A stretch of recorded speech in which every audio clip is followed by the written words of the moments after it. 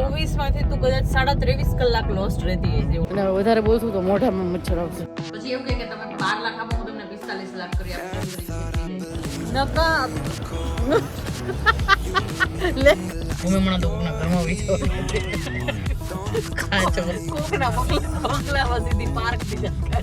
એટલું બ્રાઇટ કે મારી આંખો અંજાઈ જાય છે ને મને દેખાતું નથી.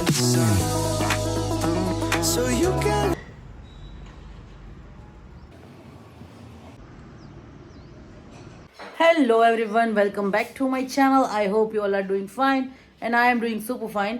तो आज मैंने सुबह सुबह ले ली है ग्रीन टी क्योंकि वेदर इतना मतलब ठंडा हो रहा है और इतना मस्त हो रहा है. आज तो सनलाइट भी बहुत अच्छी आई है तो बहुत ही प्लीजेंट एटमॉस्फेयर है. तो क्यों ना हम भी अपनी सेहत बना ले. और आज नाश्ते में बन रहा है उपमा, है ना? यस, वेजिटेबल उपमा. वेजिटेबल उपमा. ये देखिए यहाँ पे बॉईल हो रहे हैं कुछ वेजिटेबल, यहाँ पे चाय बन रही है और ये सभी वेजिटेबल्स ડાઈ ડમરી ભૂમિએ રાત્રે જ સમારીને મૂકી દીધા હતા. બહુ ડાઈ છે. આપણને ઉપમા બહુ ભાવતો નથી પણ ભૂમિ બનાવે ને તો આપણે ખાઈ લઈએ. ભૂમિ ને મારા મમ્મી બે જણા તો એમનો હું ખાઈ લઉં છું. બાકી I don't like upma, I don't prefer upma. પણ બીજી વસ્તુ એ પણ છે કે ભૂમિ છે ને એકને એક નાસ્તો નથી કરી શકતી લાઈફમાં. હું તો કોક વાર કરી બી લઉં તો એના માટે થોડુંક આપણે સેક્રિફાઈસ આપવું પડે છે. એને આજે ભાખરી ખાવી હતી એમાં એણે કોમ્પ્રોમાઇઝ કર્યું છે. એણે મને ભાખરી નથી ભાવતી એટલે એણે મેં એમ કીધું કે તો ઉપમા બનાવો. તો એ કે ઓહો તો ઉપમામાં માની ગઈ. મેં કીધું યસ હું માની ગઈ. बैठ गई हूँ मैं मेरा नाश्ता लेके. नाश्ते में चाय, उपमा और सेव ममरा. ઘરોખરીના નામે ઠગાઈ કરતી ત્રિપુટી.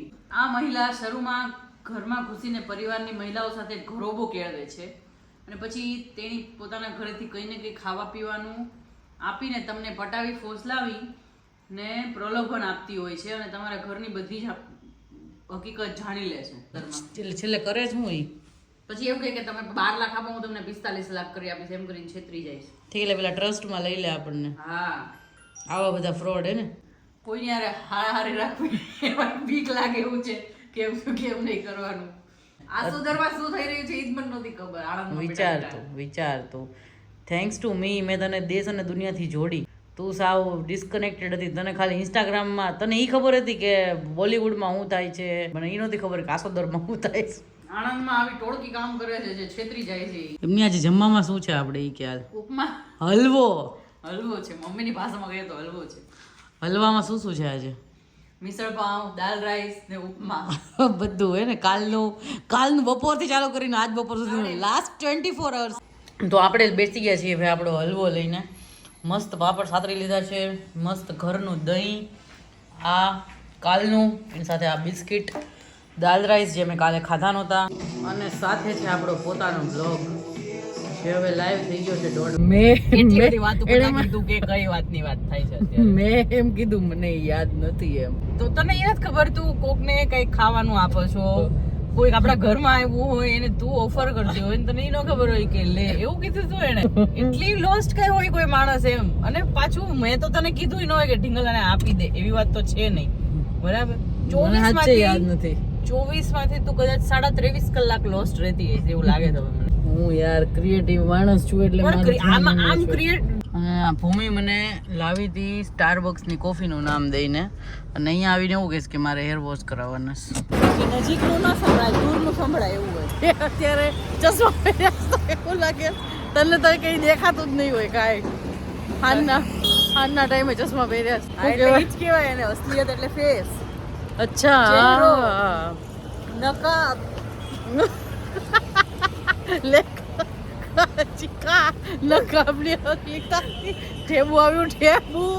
બાકી મારે ગાડીમાં કેટલો ખર્ચો પગથિયું છે. મને ન સમજાતું આ જે છે ને છોકરાઓને બેસાડવા માટે આ બધું જે કરે છે ને અહીંયા હાલવાની જગ્યા રાખતા નથી. હમણાં ખાલી સેજ આગળ જાશું ને એટલે આમ પાછળથી પપાપ કરતા આવી જાય. આપણે તો મોબાઈલ જોવા જવાનું હતું રિલાયન્સમાં, પછી હજી લેગિંગ્સ લેવા જવાનું પછી લેગિંગ્સ ક્રોમા લેન્સ કાર્ટ. મારા કેટલા અધૂરા કામ મૂકીને તારી હારે હું તારા હેર વોશ કરાવવા આવી છું. મિકા સિંગ પછી કે નો પેપ્સ. હવે તારે ડાચું જોઈ કાચમાં.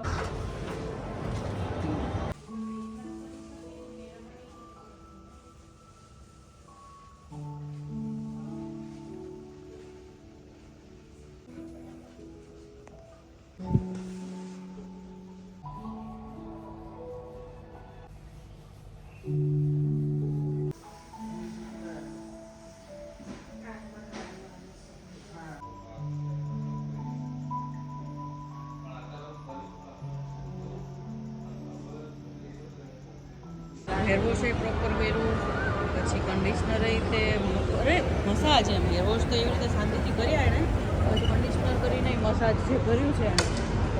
કેવું રહ્યું તને? ઓ એકદમ રિલેક્સ થઈ ગઈ, રિલેક્સ એમ. તારા ફેસ ઉપર મેં એક્સપેક્ટ નહોતું કર્યું કે આટલી સરસ. હું જો કદાચ હાલતા હાલતા હુઈ જાઉં ને, હમણાં ઓલી હતી ટ્રેન, એમાં બેઠાડીને મને લઈ જશે. હાલતા હાલતા ભટકાઈશ મચ્છરા આપણને, ઓલી માખી ભટકાતી હોય ને એમ. અને અમે લોકો ઓલરેડી કાર સુધી જઈને પાછા આવ્યા, બઈ ગોગા. અમને બઈને યાદ નહોતું કે અમારે મેક્સમાં જવાનું, અને વધારે બોલશું તો મોઢામાં મચ્છર આવશે. પેલા અહીંયા ઉભી રહીને કસમ ખાઈએ આપણે ખાલી છે ને હાથ રાખ. ફક્ત ને ફક્ત આપણે લેગિંગ્સ 2 લેવાના છે, લઈને નીકળી જશે. ચલો કસમ હાલતી થઈ ગઈ, જોયું આવતા હવે સેલ વાંચીને ગાંડી થઈ છે. હવે હો ગયા ના તમારા બી મોએ તો હું કાંઈ કરતાં કાંઈ મળ્યું નહીં. અમારે બધું ઓનલાઈન મંગાવવું પડશે. રિલાયન્સમાં બી અમારું મોએ થઈ ગયું છે આજે. જ્યાં જઈએ ત્યાં મોએ. આ લોકો બોલવા નહીં દે કાંઈ. પછી ત્યાંથી જવાનું છે આપણે મેડિસિન આપવા.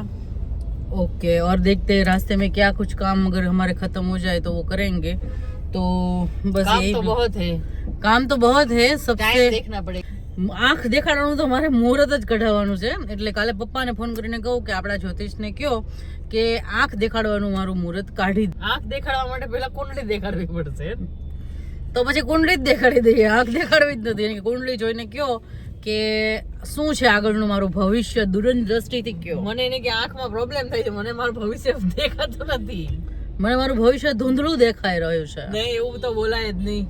ઓકે, મને મારું ભવિષ્ય બહુ જ બ્રાઇટ દેખાઈ રહ્યું છે, એટલું બ્રાઇટ કે મારી આંખો અંજાઈ જાય છે ને મને દેખાતું નથી. અલ્ટિમેટલી મને દેખાતું નથી.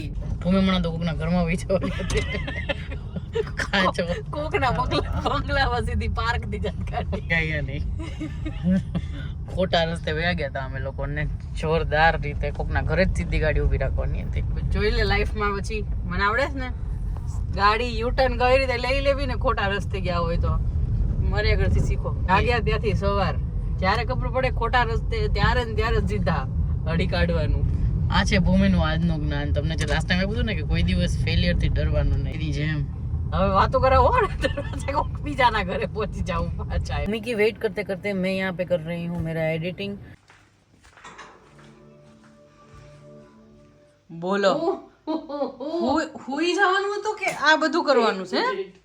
ઠંડી પણ તો હુઈ જાય માણસ ને. તું લેપટોપ ચાલુ કરીને હુતી અત્યારે. હું હુઈ જાઉં છું કરીને સીધી.